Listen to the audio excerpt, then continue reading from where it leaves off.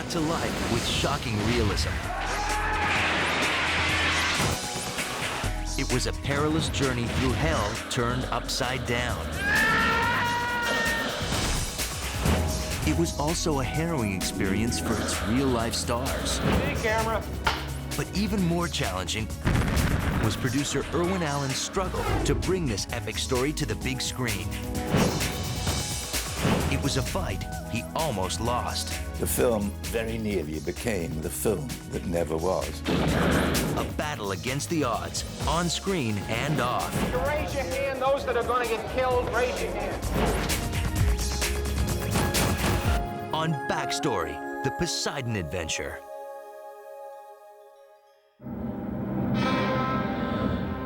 Oh my God. More than 3 decades after its release, the Poseidon adventure still stands as the prototype for the big-budget disaster movie.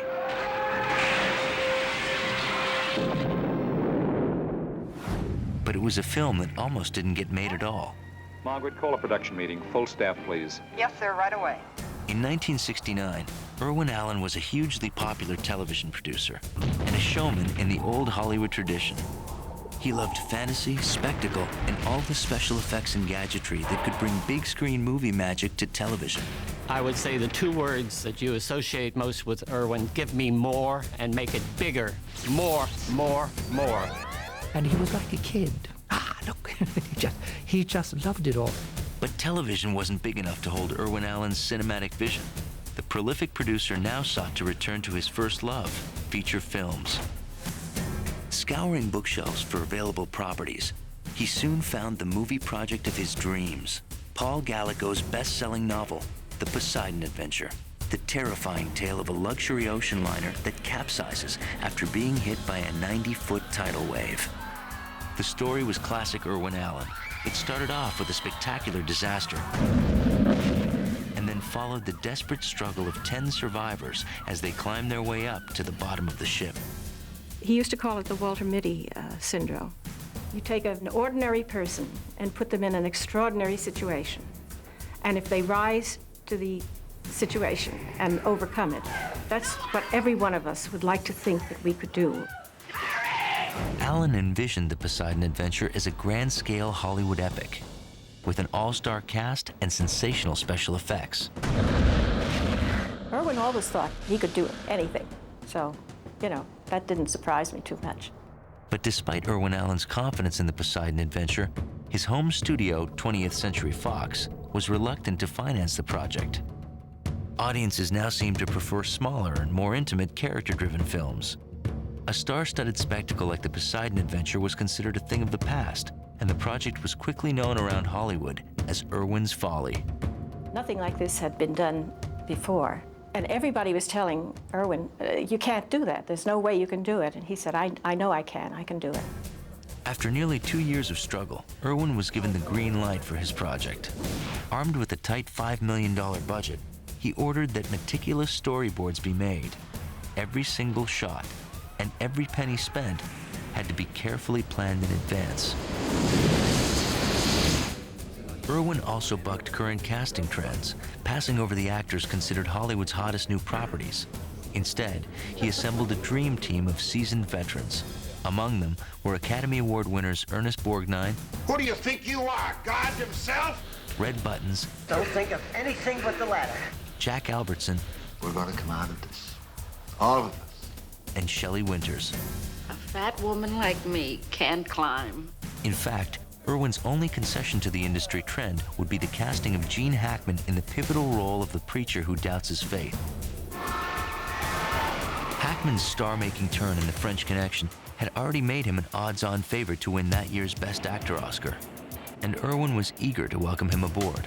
He surrounded himself with the best of people, and he went for talent. Even if they had been on the top and had slipped a little, his premise was get a familiar face. To provide balance to Irwin's passion for action and spectacle, Fox President Gordon Stolberg ordered that director Ronald Neame be brought on board. Because I did give a solemn warning to every member of the cast. I said, now look, before the film is over, you're all gonna hate my guts, but I can't help it. A filmmaker known for his sensitive direction of intimate human dramas, Neame was still riding high on his recent success with the critically acclaimed film The Prime of Miss Jean Brodie. I came over and I said I'd stay 6 weeks and see what could be done, and began to like Irwin, and Irwin began to put up with me. And so one thought, all right, the characters are somewhat on the cardboardy side. It's all action stuff, and I like directing actors in more subtle scenes. However, why not? Another Oscar winner, Sterling Silliphant, was brought in to add depth and dimension to the story's human characters. He would also have to master the logistical challenges of making the story's fantastic premise believable and cinematically possible. With script, cast, and director in place, Irwin Allen was confident that the Poseidon adventure would be an enormous hit, but what he didn't count on was that his biggest challenge yet would be the obstacle placed in front of him by his home studio. 20th Century Fox was drowning in red ink, following a recent string of musical disappointments.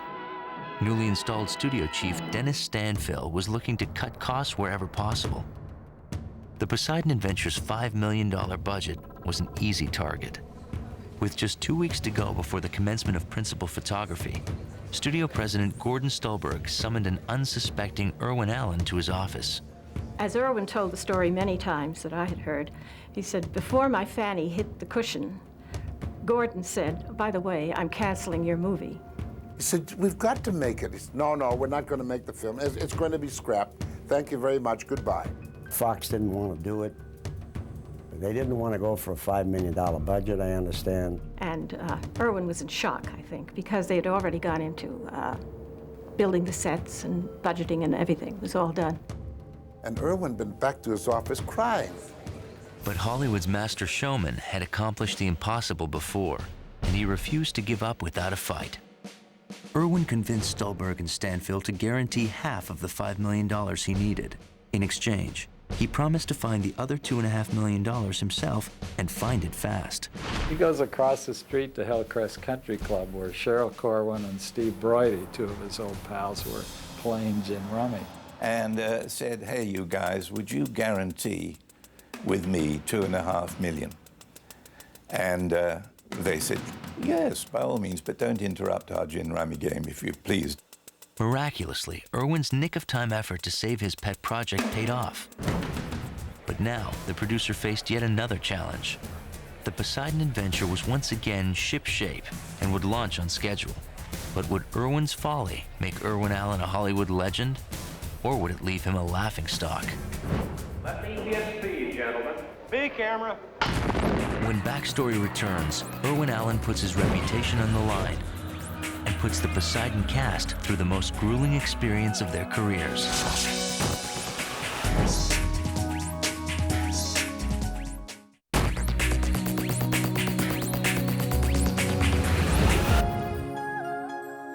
Sometimes I feel a little bit like the guy on the Caine Mutiny, like Queeg. I think I'm losing my marbles completely. Shooting on the Poseidon adventure began in April of 1972. Irwin Allen had beat the odds and was full speed ahead on the greatest and most complex undertaking of his life. The film's initial pre-capsizing scenes were filmed in Long Beach, California, in the luxurious quarters of the Queen Mary. The Queen Mary, of course, was a godsend to us because all that storm stuff is shot on the Queen Mary. And we were very careful to always have the camera on a crane separate from the ship, so that by doing this with the camera and this and this and this, we were able to put the Queen Mary to sea in a storm when she was a solid Rock of Gibraltar in Long Beach. And with the aid of great big Ritter fans and fire hoses, we really did create a splendid storm sequence. Irwin said, Ronnie, you're rocking the ship too much, it'll be dreadful. And to a certain extent, he wanted to look over my shoulder. But I was in a very strong position. I had been brought in by the president of the company. But you have to get on with the producer, and the producer has to get on with the director. It's a difficult relationship. When location shooting finished, production moved to the Fox lot to film the disastrous capsizing and its aftermath. Let's go make a rehearsal. Yeah, let's make a rehearsal.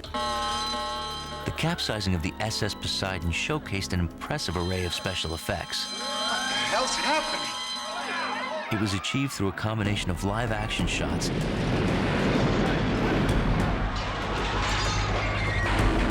and lifelike miniatures created by special effects veteran L.B. Abbott. So the first thing I had to do was to think, well, what would happen? Well, it would go like that, and of course, everything would start slipping off the tables, and then it would go a bit further, and they'd hit the side wall. And finally, people would be hanging by their hands, dropping from the ceiling, which had been the floor, down into the mess below. We had a piece of set that we actually tilted, and right in the beginning, when the ship starts to roll, we tilted the set and literally dumped the cast out of that set.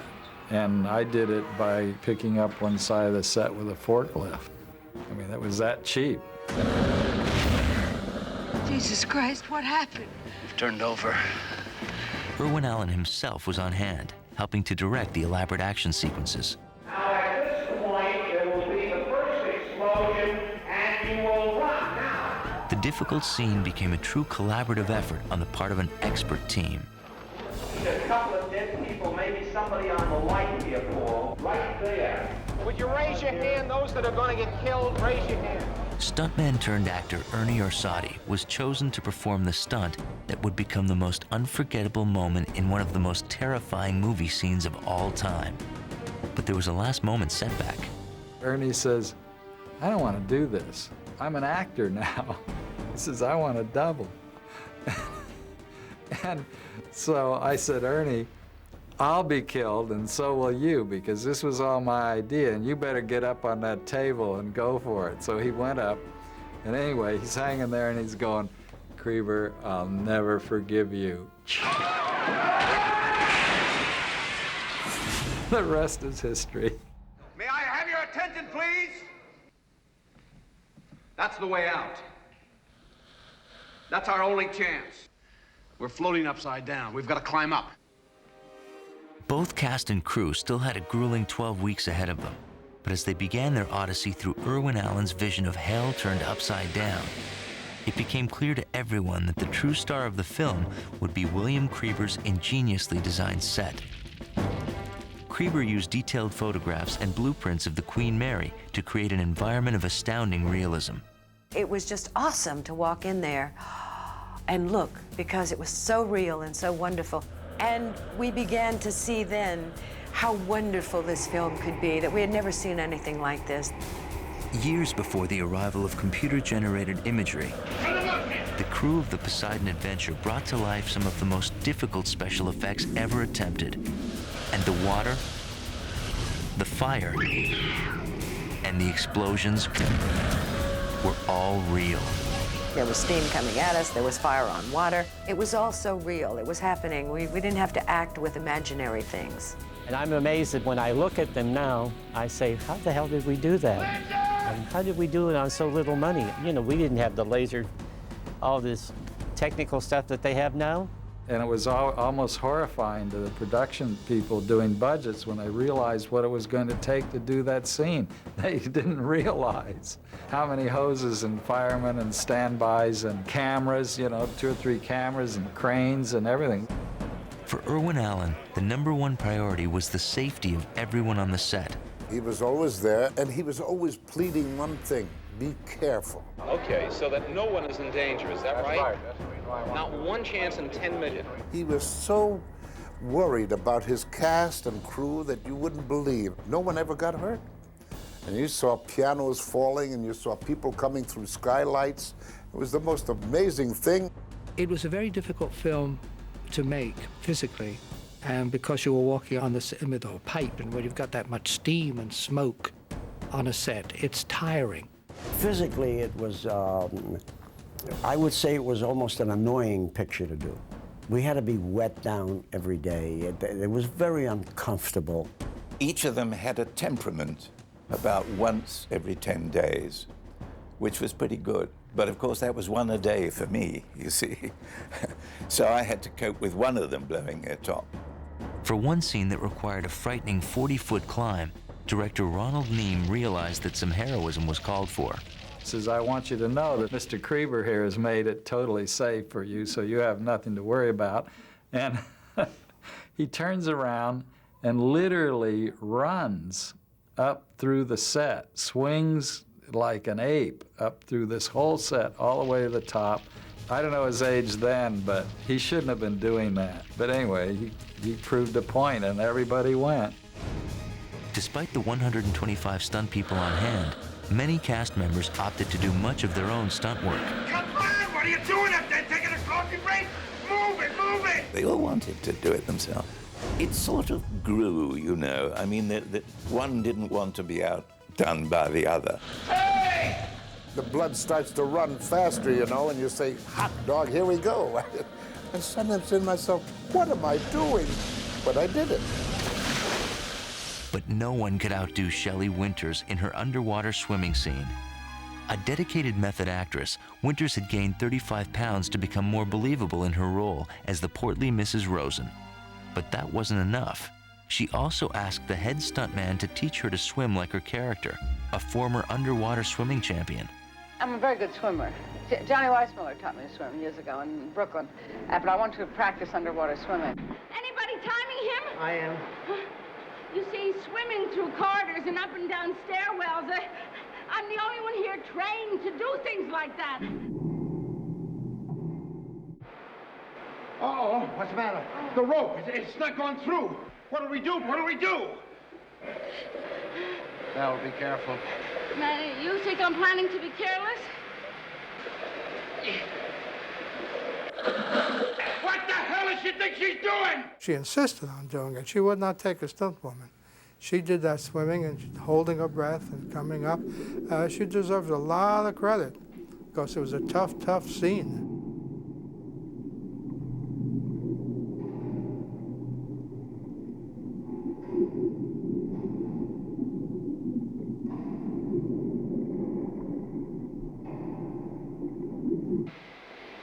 She found her.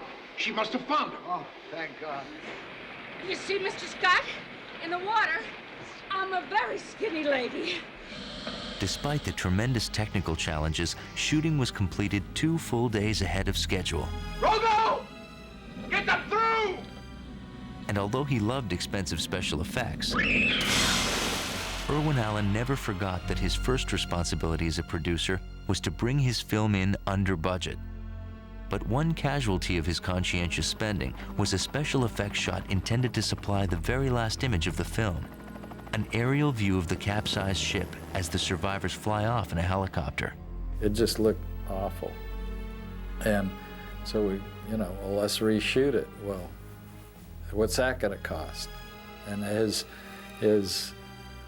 attitude about bringing that picture in absolutely on budget was so heavy, he just wouldn't approve redoing it. With shooting successfully completed, Irwin Allen's professional gamble appeared to have paid off. But the Poseidon survivors still faced one more obstacle that would test whether Irwin's folly would be a failure.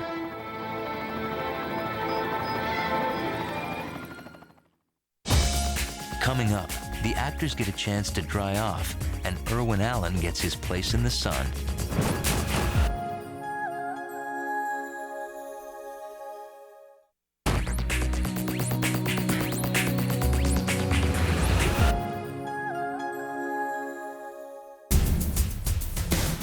More than 3 years after he had begun work on his production, Irwin Allen was finally ready to unveil the finished product. Premiering on December 12, 1972, the Poseidon adventure was bigger, more sensational, and more frightening than anything Hollywood had turned out in years. And audiences went wild for it. For Irwin Allen, it represented a tremendous professional and personal triumph.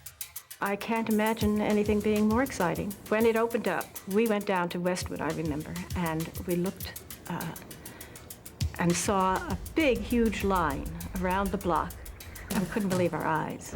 I think it was one of the first pictures of that era where people went back to see it 10, 15, 20 times, you know. Unbelievable to me. It was popular all over the world. Amazing thing, isn't it? To think that you can do something that's seen by every people in the world practically, and they come up and say, oh, that ship that you were on, la barca, the ship, you know, in Spanish. And it was the most amazing thing you've ever seen in your life. Critics liked the Poseidon adventure almost as much as the general public did, and so did members of the motion picture industry. The film was nominated for 9 Academy Awards, eventually winning 2. One for the song The Morning After. Oh, can't you see the morning after?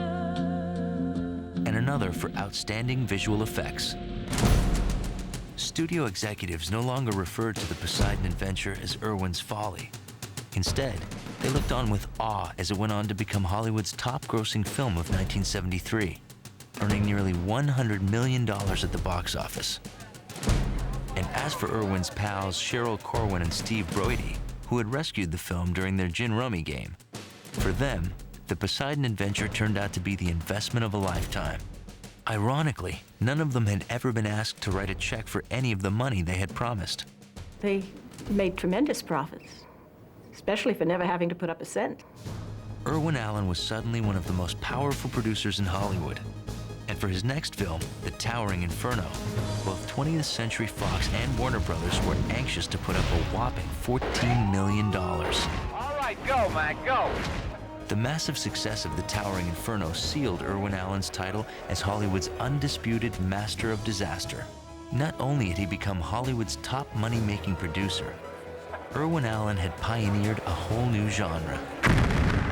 His films inspired a string of imitators, and for years, audiences would associate the name Irwin Allen with disaster movies he didn't even produce. The Poseidon Adventure has now attained the status of a cult classic. Ladies and gentlemen, please welcome Miss Shelley Winters. It remains a perennial favorite on television and home video, and fans turn out in droves for special theatrical screenings around the country.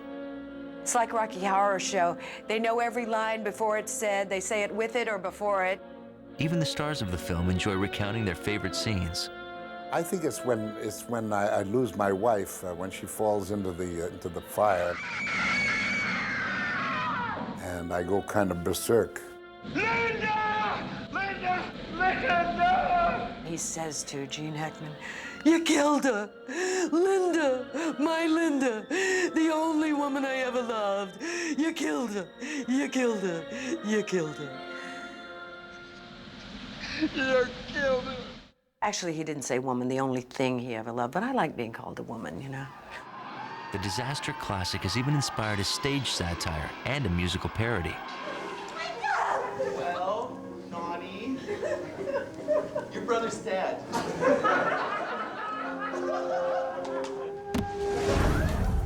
Irwin Allen always considered the Poseidon Adventure one of his proudest accomplishments.